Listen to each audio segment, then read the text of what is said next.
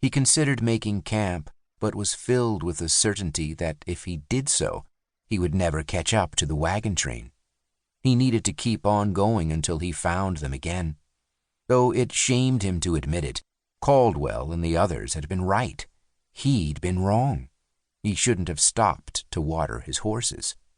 Fortunately, it was a bright night. The moon came out early and was bigger than it had any right to be, bathing the plain in a silvery blue light.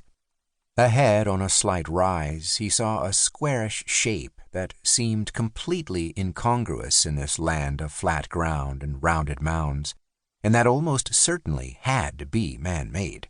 It definitely did not look like anything they had seen for the past week, and his hope was that it was a building, a settler's house where he might get some directions and maybe something a little stronger than water to drink.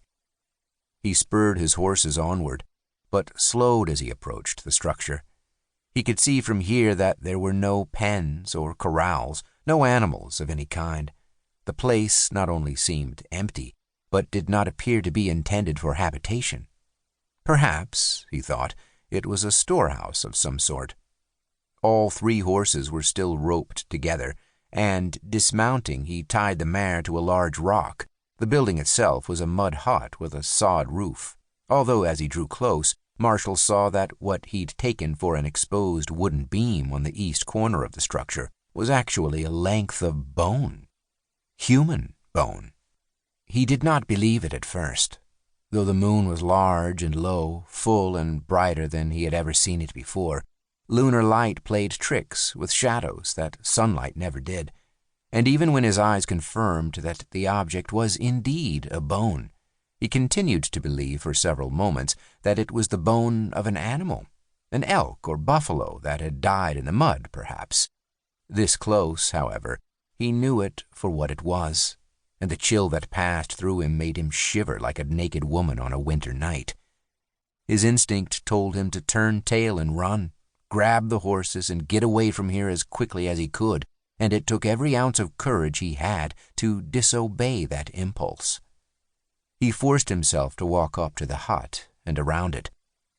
There were no windows and no door, giving further credence to the possibility that this might be some sort of storehouse, and he wondered if there might be food in here, supplies.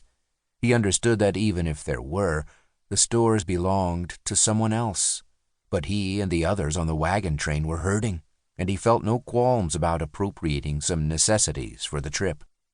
He walked around the small building a second time, in case he'd missed an entrance. It was difficult to see on the far side, where the moonlight didn't shine, but he felt the walls as he passed by and found nothing but mud and straw. Back at the front of the hut, his eye continued being drawn to that bone. It looked like it was from the leg of an adult, but as far as he could tell, there were no corresponding parts of the skeleton anywhere about. Maybe it really had been in the mud used for construction, and its presence here was meaningless. He didn't really think that, but Marshall would not allow himself to dwell on the subject. All of a sudden, it had become extremely important to him to find out what was inside the hut, and he made his way back to the horses, took his axe from one of the packs, and brought it over to the building. The moon was higher now, its light brighter, and he could clearly see what he was doing. He hefted the axe and swung it hard against the wall. The mud was thick, and while he didn't break through it, some of the hardened dirt crumbled. Marshall continued to swing, and by degrees the chip in the wall grew deeper, larger in circumference, until finally, in a single burst, it collapsed before him, creating an opening big enough for him to crawl through. James Marshall was not a timid soul. No man alive could say that he lacked for courage, yet he was afraid to poke his head through that hole in the wall, afraid to look into that darkness, afraid of what he might see. He backed away, retreating to the spot where he'd tied the horses, and with trembling fingers withdrew a match and a candle from one of the packs. Taking a deep breath, girding himself for whatever he should find, he lit the candle and, crouching down, still holding his axe, climbed through the opening he had made.